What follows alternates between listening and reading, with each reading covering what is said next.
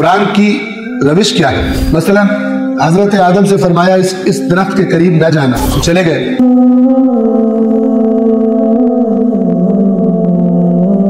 कुरान जिसे सब्र जमील कह रहा है उसमें इतना गिरिया है, इतना रोना है और इतना गम है कि जिसने हजरत याकूब की बिनाई ले ली थी। कुरान की रविश क्या है। मसलन हजरत आदम से फरमाया इस दरख्त के करीब न जाना, वो चले गए, तर्क औला हुआ या जो भी हुआ, बिलाखिर कहा था, रहनुमाई की थी कि ना जाना, चले गए। अल्लाह ने कुरान में फरमाया हमने इब्राहिम में अज़्म नहीं पाया, हमने आदम में अज़्म नहीं पाया, इरादे की मजबूती नहीं पाई, और वो चले गए दरख्त के पास। यानी अल्लाह तबारक व तआला जब भी कोई ऐसा काम कि जो नहीं करना चाहिए, ठीक है, ताकि हराम ना हो लेकिन कमतर हो, बेहतर ना हो, तो अल्लाह तबारक व तआला उसकी मजम्मत करता है, क्योंकि कुरान ने रहनुमाई करनी है, ये काम ठीक है या ठीक नहीं है।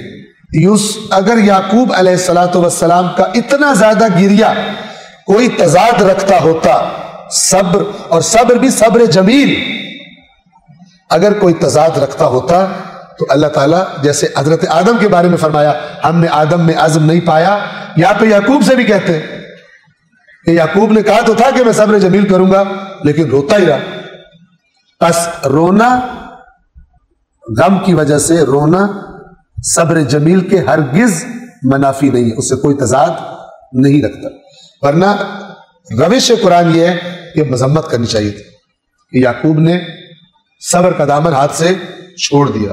क्योंकि आपने कुरान में देखा है अल्लाह ताला अंबिया के बारे में भी ऐसी बात कर देते कि ये काम जो नहीं करना चाहिए था कर दिया मसलन। तो यहां पर भी बड़ी वजाहत के साथ अल्लाह ताला को यही कहना चाहिए था अपनी रविश के मुताबिक, लेकिन नहीं कहा, जिससे हमें पता चलता है कि हजरत याकूब का रोना हरगिज सब्र जमील के मुनाफी नहीं था।